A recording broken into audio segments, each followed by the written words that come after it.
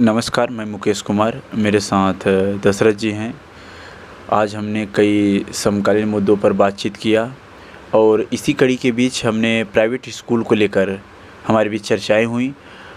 Private school में पढ़ रहे विद्यार्थियों के पेरेंट्स का यह दावा होता है कि इस आज के समय में प्राइवेट स्कूल में शिक्षा के नाम पर एक लूट-घसूट चल रहा है।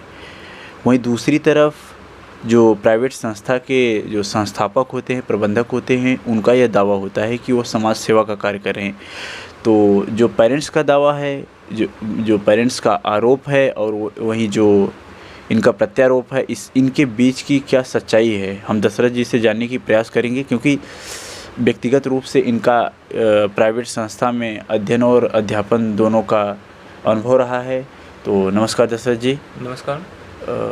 दशरथ जी, मैं आपसे मेरा पहला प्रश्न ये है कि आप प्राइवेट स्कूल को किस नज़रिए से देखते हैं?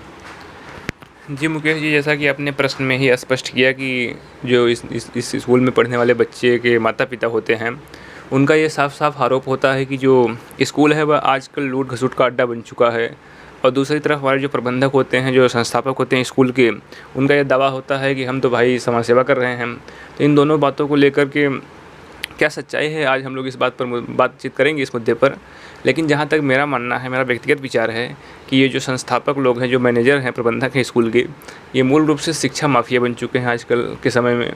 इनको शिक्षा के माध्यम से समाज सेवा कितना करते हैं ये तो अलग मसला है, लेकिन मैं जहाँ तक समझता हूँ कि शिक्षा माफिया बन चुके हैं। माफिया उन्हें कहते हैं जो लगातार ऑर्गेनाइज तरीके से कानून का वायलेशन करते हैं, और कई कानूनों को मैं देखता हूँ कि ये लगातार वायलेशन करते हैं, इसलिए मैं इनको शिक्षा माफिया का संज्ञा देता हूँ। और रही बात क्यों कौन से कानून का वायलेशन करते हैं, तो मैं आपको बता दूँ कि भारतीय संसद ने 2009 में एक कानून बनाया था जिसे हम कहते हैं शिक्षा का अधिकार, राइट टू एजुकेशन एक्ट 2009।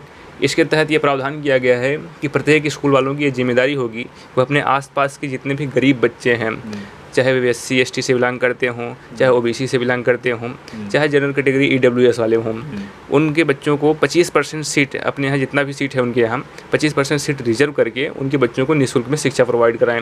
लेकिन आज मैं पाता हूँ कि कोई ऐसा स्कूल नहीं है जो इस कानून का पालन करता हो, जो अपनी जिम्मेदारियों को निभाता हो। तो मैं समझता हूँ कि ये इस कानून का लगातार वायलेशन करते हैं, इसलिए इनके मैनेजर जो प्रबंधक हैं, इनको मैं शिक्षा माफिया कहता हूँ। और दूसरी बात, ये जो स्कूल हैं आजकल के, ये एक्सप्लॉयटेशन सेंटर बन चुके हैं। एक्सप्लॉयटेशन किसका किसका करते हैं?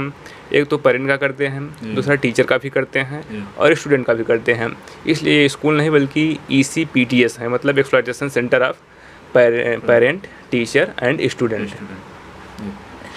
जी दशरथ जी, जैसा कि आपने बताया कि ये जो प्राइवेट स्कूल के जो प्रबंधक होते हैं और संस्थापक होते हैं, ये कानून का वायलेशन तो करते ही हैं। इसके साथ ही पेरेंट्स का ये दावा होता है कि जो इनकी लूटपाट की प्रक्रिया होती है काफ़ी स्मार्ट तरीके से होती है। जैसे लगातार आपने भी देखा होगा कि ये किताबों को चेंज कर देते हैं। जैसे कोई भी किताब होती है 1 से 1.5 साल तक में चेंज कर देते हैं। तो ये जो चेंज करने की इनकी ये प्रक्रिया होती है, क्या इसके पीछे इनकी कोई गहरी साजिश होती है या सच में इसमें कोई बदलाव करते हैं? इसके पीछे की सच्चाई क्या है? हाँ, ये भी बात सच है कि ये लोग हर साल दर साल किताबों को बदलते रहते हैं।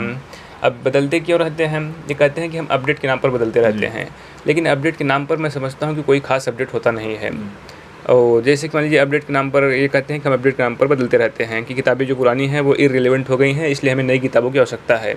इसी को कह करके पेरेंट्स से मोटा फीस वसूलते हैं, भारी भरकम वसूली करते हैं। अब जैसे मैं आपको बता दूँ अपडेट के नाम पे होता क्या है। पहली बात तो अपडेट के नाम पे कुछ होता नहीं है। अपडेट किताबों में इतना जल्दी परिवर्तन कोई होता नहीं है।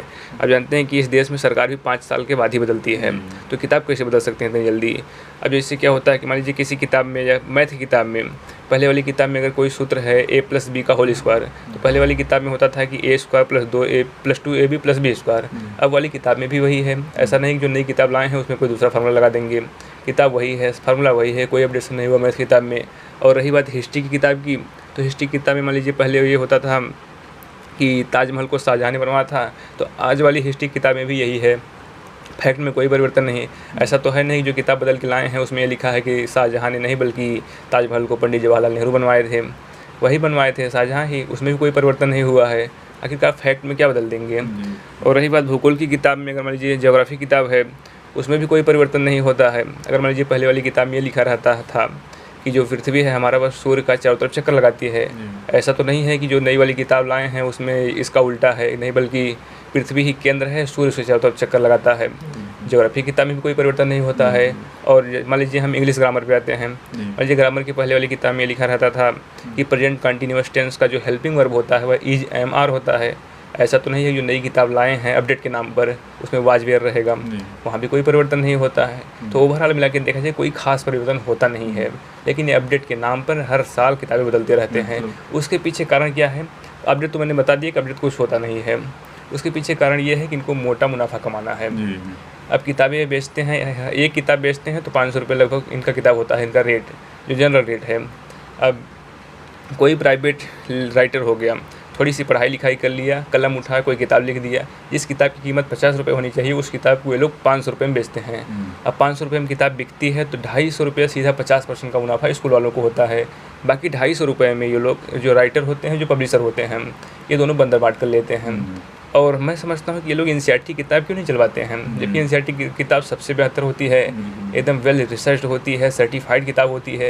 एनसीईआरटी से बढ़िया तो कोई किताब हो ही नहीं सकता है, लेकिन ये लोग एनसीईआरटी किताब नहीं चलवाते हैं। उसके पीछे कारण क्या है कि एनसीईआरटी की जो किताब होती है वह बिल्कुल सस्ती होती है। एक किताब की कीमत मुश्किल से 60 या 70 रुपये होगी। अगर एनसीईआरटी के लोग किताब चलवाएंगे तो एक किताब पर इनको मुश्किल से 5 से 7 रुपये का फ़ायदा होगा, या शायद वो भी नहीं होगा। और दूसरी तरफ जो प्राइवेट राइटर का किताब चलवाते हैं उस पर एक किताब पर 250 का फ़ायदा होता है। और इस तरीके से ये हर साल लाखों का व्यापार करते हैं सिर्फ किताब के नाम पर, इसलिए लोग किताब नहीं चलवाते हैं। जैसा कि आपने तमाम प्रमाणों के साथ ये सिद्ध किया कि इसकी वास्तविकता, जो किताबों के बदलने की जो वास्तविकता होती है, इसके पीछे इनकी प्रॉफिट कमाने की गहरी साजिश होती है। और इसी के साथ एक पेरेंट्स का ये भी प्रश्न होता है कि टीचर्स की गुणवत्ता को लेकर के, कि जिस तरीके से हम प्राइवेट स्कूल में फ़ीस देते हैं, टीचर जो होते हैं उनकी गुणवत्ता को लेकर वो लगातार प्रश्न उठाते हैं कि उसमें जो टीचर्स हैं वो जिस लेवल के होने चाहिए वो नहीं होते हैं। इसके पीछे क्या समस्याएं आती हैं? हाँ, ये बात भी सच है। जो ग्रामीण इलाके में जो प्राइवेट स्कूल हैं वहाँ के जो टीचर हैं उनके अंदर क्वालिटी की कमी है। कई बार देखने को मिलता है कि तमाम टीचर ऐसे होते हैं, 60% टीचर होते हैं, 60 से ज़्यादा भी होते हैं, इनके पास कोई डिग्री होती नहीं है, न तो बीएड की डिग्री है, न तो बीटीसी की डिग्री है, फिर भी वो पढ़ा रहे हैं। इसके पीछे कारण ये नहीं है कि वहाँ गांव में बीएड बीटीसी वाले टीचर हैं, नहीं, टीचर हैं लेकिन ये लोग रखते नहीं हैं, क्योंकि रखेंगे तो ज़्यादा पेमेंट देना पड़ेगा और पेमेंट देना चाहते नहीं हैं, इसलिए रखते नहीं हैं। और दूसरी बात मैं आपको ये बता दूँ, पेमेंट में भी ये बहुत कट-पीट करते हैं। बच्चों से पेमेंट लेंगे 12 महीने का, और टीचर्स कितना पेमेंट देते हैं, मुश्किल से 10 महीने का। अगर विंटर वेकेशन है, समर वेकेशन है तो उसका भी पेमेंट काट देते हैं, जो कि गैर कानूनी है।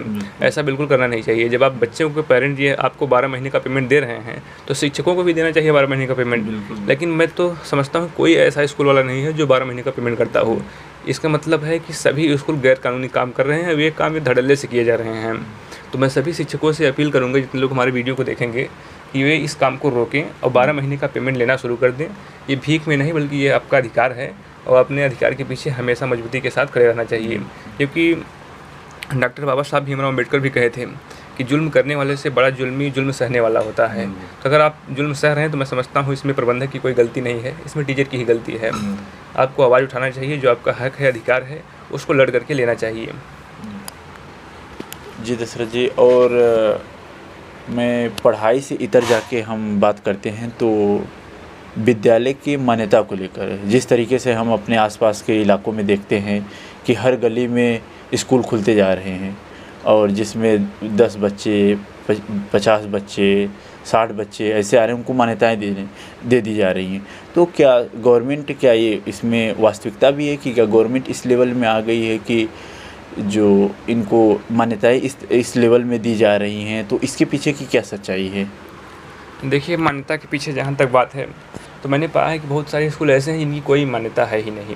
न तो सीबीएसई से मान्यता है, न तो उत्तर प्रदेश बेसिक शिक्षा परिषद से है, लेकिन वो धड़ल्ले से स्कूल चला रहे हैं और पेरेंट क्या बताते हैं कि हमारी मान्यता सीबीएसई से है। तो पहली बात, कुछ स्कूल ऐसे हैं, अब कितने मात्रा में है ये तो जांच का विषय है। आरटीआई जो कोई फाइल करेगा, कोई एक्टिविस्ट, तभी पता चल पाएगा कि उसके आसपास के क्षेत्र में कितने स्कूल ऐसे हैं जो बिना मान्यता के चल रहे हैं। और कुछ और फ्रॉड दूसरे लेवल पे हो रहा है। कुछ स्कूलों का जो मान्यता है वह है उत्तर प्रदेश बेसिक शिक्षा परिषद द्वारा, लेकिन वो पेरेंट्स को क्या बताते हैं कि हमारा मान्यता सीबीएसई बोर्ड से है। जो मार्कशीट देते हैं तो इसी उत्तर प्रदेश बेसिक शिक्षा परिषद का देते हैं। तो 2 लेवल फ्रॉड है, एक तो जिनका मान्यता है ही नहीं और दूसरे जिनका मान्यता उत्तर प्रदेश बेसिक शिक्षा परिषद से है, ये लोग सीबीएसई बोर्ड का नाम लेकर के स्कूल चला रहे हैं।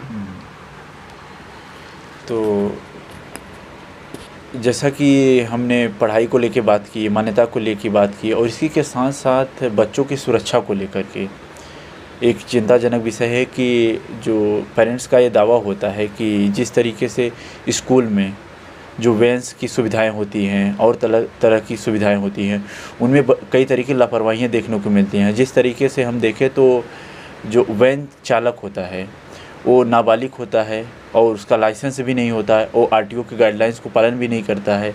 तो इसके पीछे प्रबंधक और ये जो उनके पेरेंट्स होते हैं और जो उनमें पढ़ा रहे टीचर होते हैं, उनका क्या दायित्व होता है? हाँ, देखिए ये बात भी कई बार हमने देखा है कि जो वैन होता है, कई स्कूल तो पहली बात बहुत सारे स्कूल ऐसे हैं जो बच्चों को या तो ई रिक्शा से ढो रहे हैं या टेम्पो से ढो रहे हैं या कुछ लोग तो मार्शल से ढो रहे हैं, कुछ लोग बोलेरो से ढो रहे हैं और कुछ लोग तो जिससे सामान लाद कर ढोया जाता है उसमें बच्चों को भर करके ले जा रहे हैं धड़ल्ले से, जो कि पूरी तरीके से गाइडलाइन का वायलेशन है, कानून का वायलेशन है। ऐसे आप स्कूल में ऐसे ही वैन को चला सकते हैं जिसको आरटीओ द्वारा रजिस्टर्ड है, आरटीओ द्वारा मान्यता प्राप्त है। एक तो यहाँ ये भी प्रॉब्लम है वैन को लेकर के, और दूसरी बात ये भी है ड्राइवरों को भी कई बार तो मैंने देखा है कि कुछ ड्राइवरों के पास लाइसेंस नहीं होता है, वे भी धड़ल्ले से वैन को चला रहे हैं। और कई बार ये भी देखा है मैंने कि जो ड्राइवर होते हैं वे शराब पी करके वैन चलाते हैं, जो कि बहुत खतरनाक स्थिति है। इसीलिए आए दिन घटनाएं होती रहती हैं। आप सुनते होंगे कि स्कूल से भरी बस पलट गई है या फिर कहीं एक्सीडेंट हो गया है, तो इसी का परिणाम है।